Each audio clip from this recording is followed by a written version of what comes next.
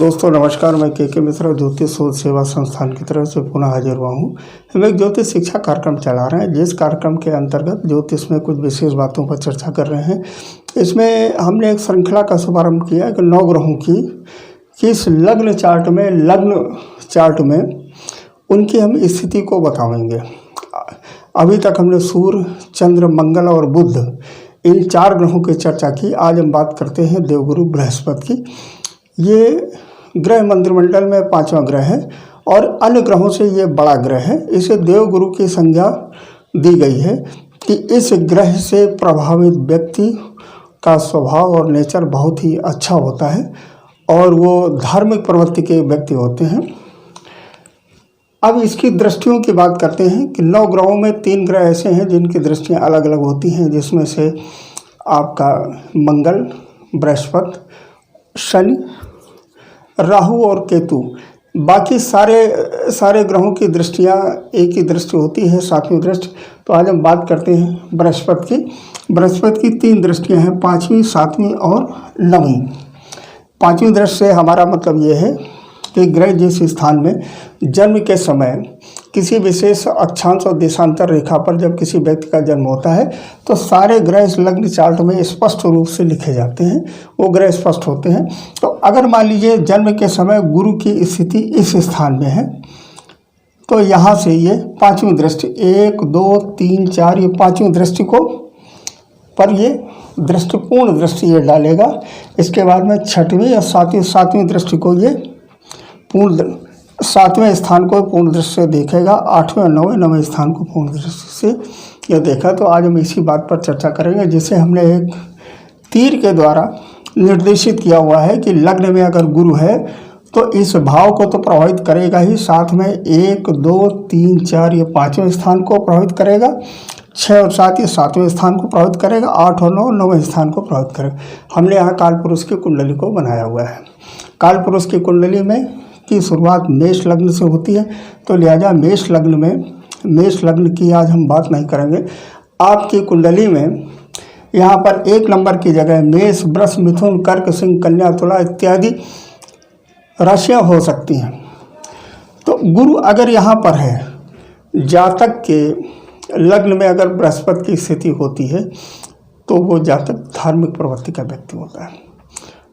शरीर उसका ठीक ठाक होता है, गठे हुए बदन का वो व्यक्ति होता है और धार्मिक प्रवृत्ति, पूजन पाठ, कर्मकांड, धर्म इत्यादि में वो विशेष दखल रखने वाला व्यक्ति होता है, उसमें उसकी रुचि अधिक होती है। यहाँ से इसकी दृष्टि पड़ती 1, 2, 3, 4, 5वें स्थान पर पड़ती है, ये संतान का स्थान है।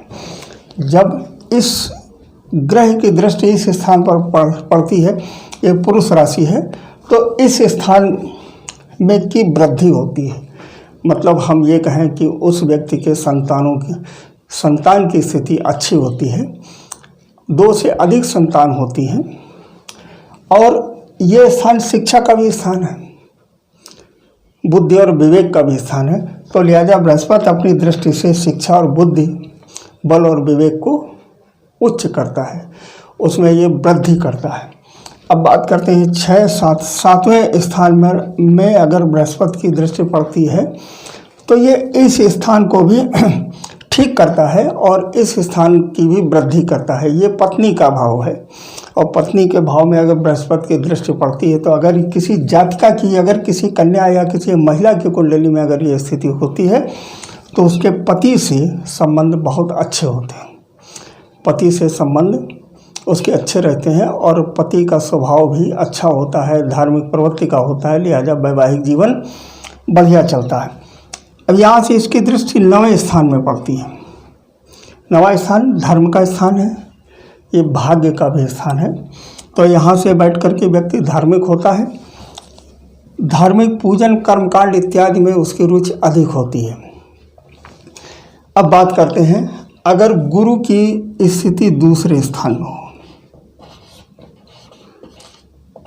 ये वाणी का स्थान है। अगर इस स्थान में गुरु की दृष्टि है इस स्थान में, तो यहाँ से इसकी 5वीं दृष्टि 1, 2, 3, 4, 1, 2, 3, 4, 5वां ये 6वें स्थान में पड़ेगी। इस स्थान में और ये वाणी का स्थान है, तो लिहाजा जातक मधुर भाषी होगा, असत्य कम बोलने वाला होगा। और ये परिवार का भी स्थान है। परिवार माने हम उस परिवार की बात करते हैं जिस परिवार से वो जातक संबंध रखता है। जैसे पिता का जो स्थान है, भाई बहनों की संख्या इत्यादि, यहाँ से उसमें वृद्धि होती है। लिहाजा वो व्यक्ति एक समृद्ध परिवार से संबंध रखता है। और पैतृक संपत्ति भी यहाँ से उसे मिलती है। यहाँ से इसकी दृष्टि 1, 2, 3, 4, 5 छठवें स्थान में पड़ती है। ये रोग, ऋण और रिपु का स्थान है। तो यहाँ से गुरु की जब दृष्टि रोग, ऋण और रिपु के स्थान में पड़ेगी तो इस स्थान में जो रोग, ऋण और रिपु हैं, माने शत्रु, रोग और कर्जा इत्यादि, उनमें कमी आएगी। और कुल मिलाकर के यहाँ पर खर्च की जो स्थिति है, परिश्रम की स्थिति है, कठिन परिश्रम करने वाला व्यक्ति होगा और अच्छी दिशा में परिश्रम करके धनार्जन करेगा। इसकी इस स्थान से पांचवी दृष्टि होगी। छठवीं, सातवीं, ये आयु का स्थान है। यहाँ से बैठ करके गुरु की दृष्टि आयु के स्थान में पड़ेगी।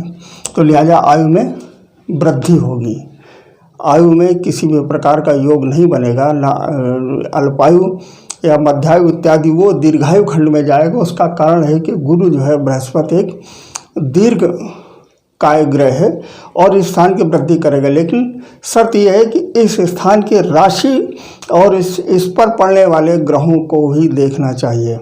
अगर पाप ग्रहों के प्रभाव की संख्या ज़्यादा है तो फल फिर इस प्रकार के नहीं मिलेंगे। लेकिन फिर भी उन पाप ग्रहों में गुरु की जो दृष्टि है वो उसमें कमी आएगी और इस भाव की वृद्धि होगी।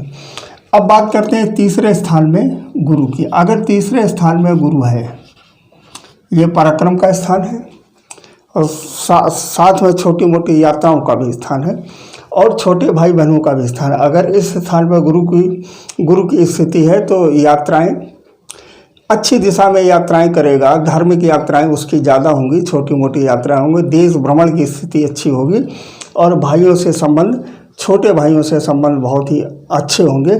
अच्छी दिशा में वो पराक्रम करेगा।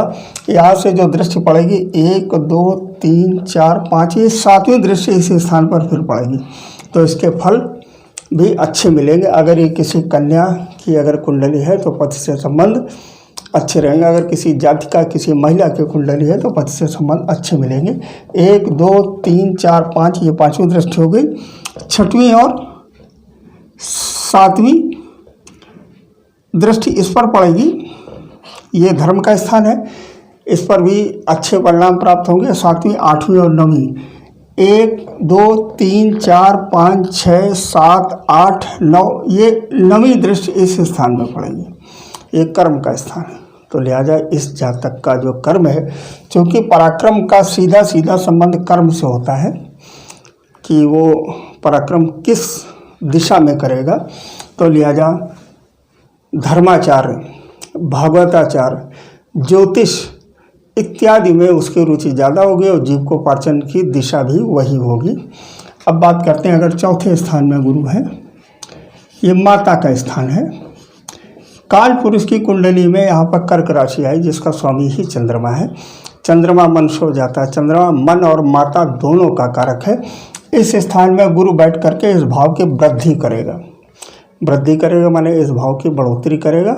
ये स्थान जनता का स्थान है और भौतिक संसाधन, भूमि, भवन और वाहन का भी कारक है।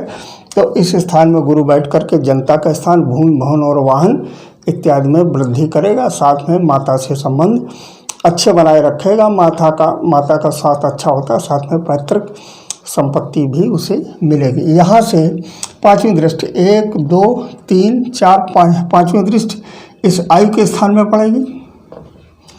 यहाँ पर जब आयु के स्थान में इसकी दृष्टि पड़ेगी तो आयु में वृद्धि करेगा।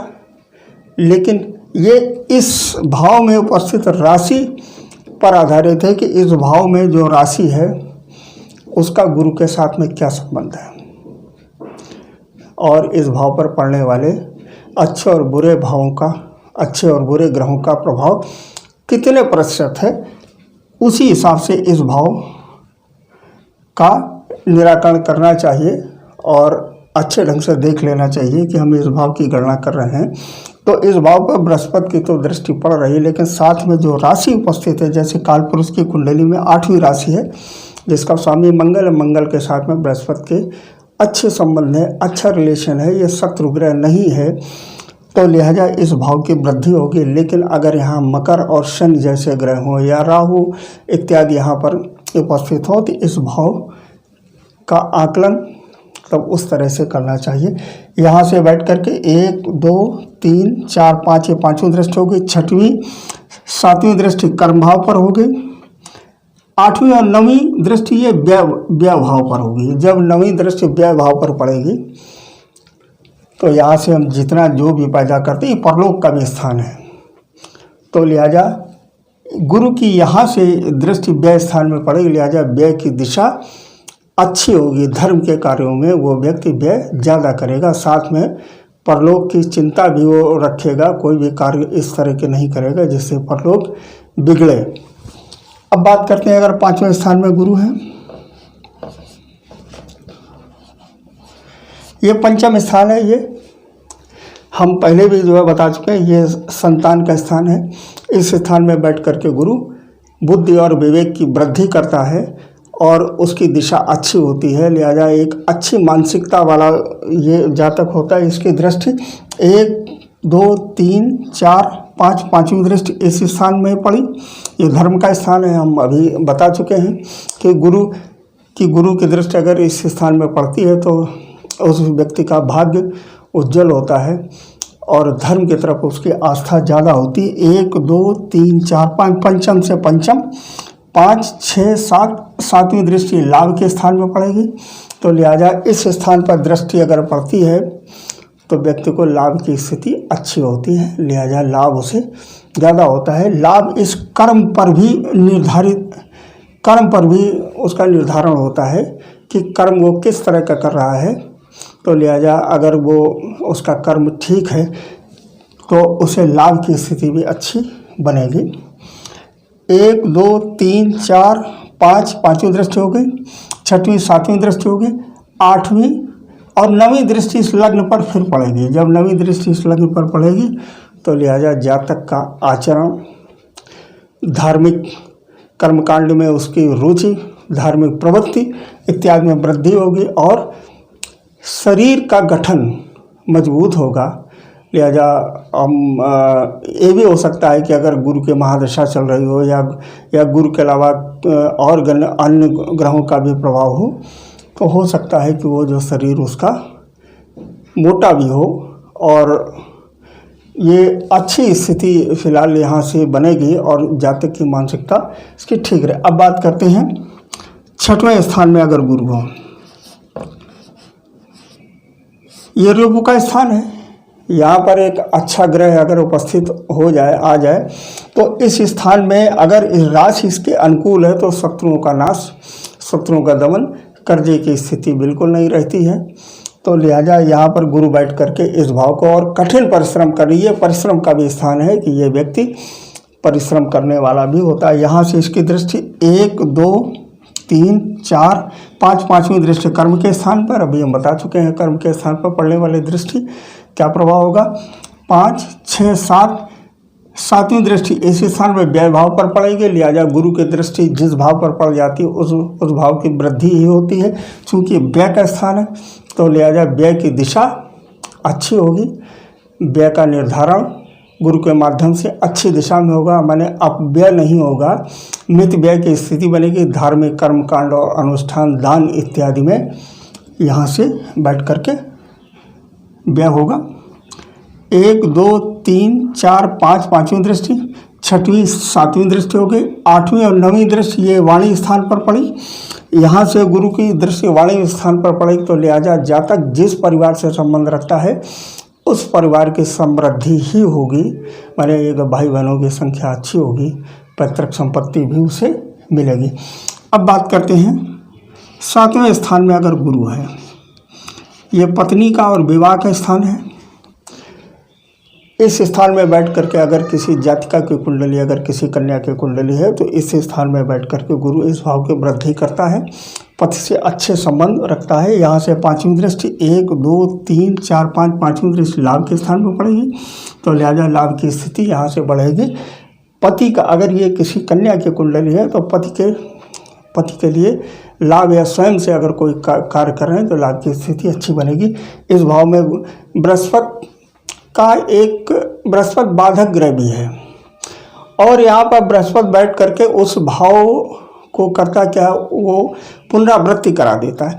तो लिहाजा 7वें स्थान में बैठ करके बृहस्पति हो सकता है कि उस भाव की पुनरावृत्ति कराए, माने ये पुनर्विवाह की स्थिति भी बना देता है। तो लिहाजा इस भाव का विवेचन अगर गुरु की स्थिति है तो बहुत ही सूक्ष्मता से करना चाहिए। हम ये बात पुनः दोहरा रहे हैं कि इस भाव में अगर गुरु है, बृहस्पति अगर विराजमान है, तो इस भाव को, ये भाव इसका जो कारकत्व उसके पुनरावृत्ति करा देता। कहने का अभिप्राय हमारा ये है कि ये पुनर्विवाह की स्थिति बना देता। तो लिहाजा इस भाव का विवेचन किसी योग्य ज्योतिषी से कराना चाहिए या विधिवत इसका विवेचन करना चाहिए, तभी इसका फल लेना चाहिए। यहाँ से इसकी दृष्टि 1 2 3 4 5 पाँचों लाभ स्थान में पड़ी, तो लिहाजा लाभ की स्थिति हम बता चुके हैं।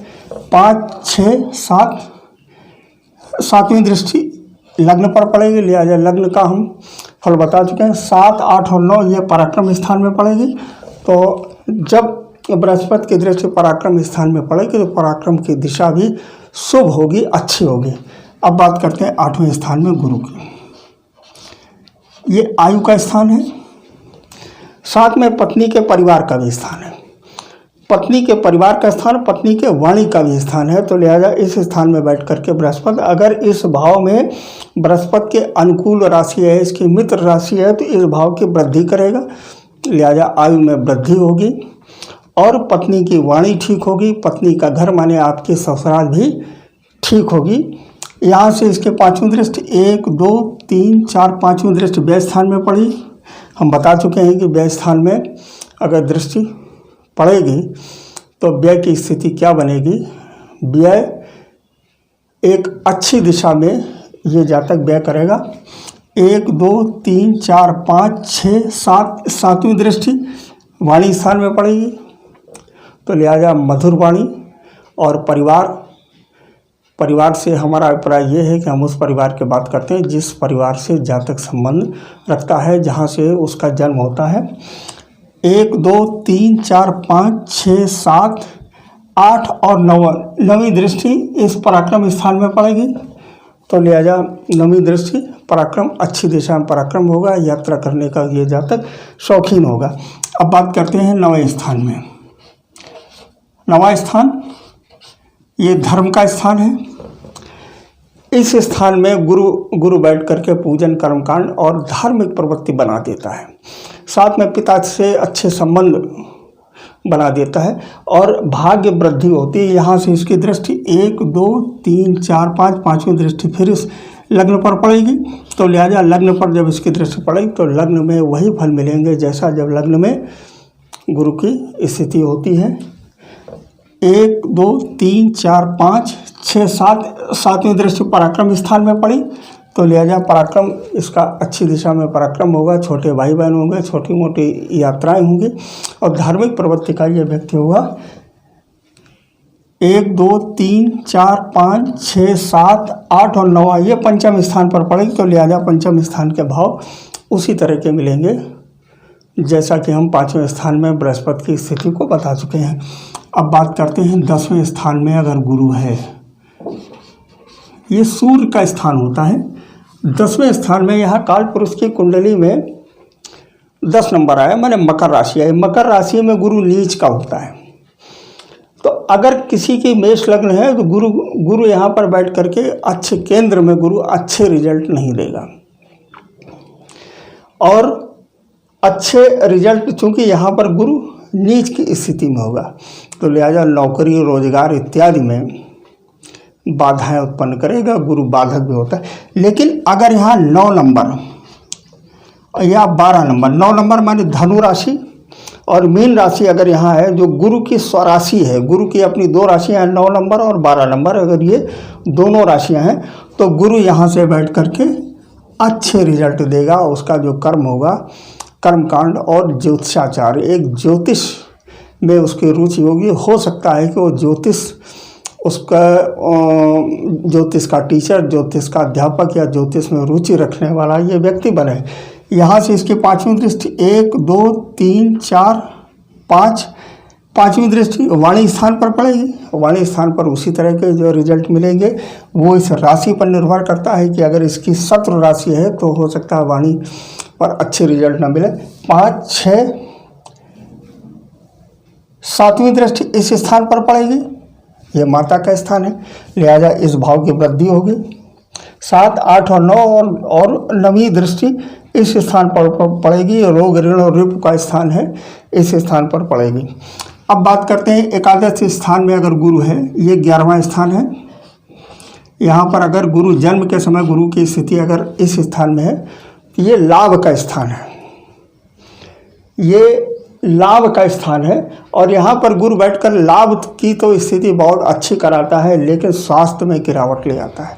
कुछ इस तरह की बीमारियाँ होती हैं कि जिससे स्वास्थ्य में गड़बड़ी रहती है, स्वास्थ्य खराब रहता है। यहाँ से इसकी पांचवी दृष्टि 1 2 3 4 और पांचवी दृष्टि इस स्थान में पड़ेगी, ये पराक्रम का स्थान है, इस स्वभाव की वृद्धि हो गया। 5 6 और 7वीं दृष्टि इस स्थान में पड़ेगी, ये रोग ऋण और रिपु का स्थान है। अगर इस स्थान में मकर या शनि राशि है तो डायबिटीज़ को जन्म देता है।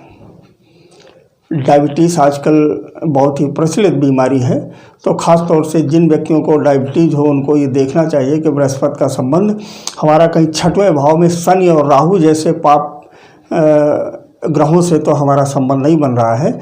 अगर उनका संबंध बन रहा हो तो इसका उपचार और उपाय करना चाहिए। तो बृहस्पति की यहाँ से दृष्टि 1 2 3 4 5 6 7 8 और 9वीं दृष्टि इस स्थान में पड़ रही है, इस स्थान में 9वीं दृष्टि उसकी पड़ रही है। अब बात करते हैं 12वें स्थान में अगर गुरु हो तो गुरु की स्थिति अगर व्यय स्थान में है, 12वें स्थान में है, तो व्यय की दिशा शुभ होती है, जातक खर्च अच्छी दिशा में करता है। ये देवगुरु बृहस्पति है, दान इत्यादि, दान कर्मकांड कथा भागवत इत्यादि में अच्छे शुभ कार्यों में बृहस्पति की माने वो अपने परलोक को सुधारने की स्थिति उसकी ज़्यादा बनी रहती है। तो लिहाजा 12वें स्थान में गुरु बैठ करके खर्च की स्थिति यही बनाता है। बशर्ते ये देखना चाहिए कि गुरु की स्थिति यहाँ पर राशि कौन सी है तभी तय करना चाहिए। मित्रों, हमारे जो दर्शक हैं उनसे हमारा यही कहना है कि हमारे इस चैनल को लाइक और सब्सक्राइब करें। अगर किसी और विशेष बात पर जानकारी चाहते हो तो हमारे कमेंट बॉक्स में हमें बताएं, कमेंट करके हमें दें, हम उस पर कार्यक्रम को बनाएंगे, आयोजित करेंगे। और हमारे इस चैनल को लाइक और सब्सक्राइब अवश्य करें।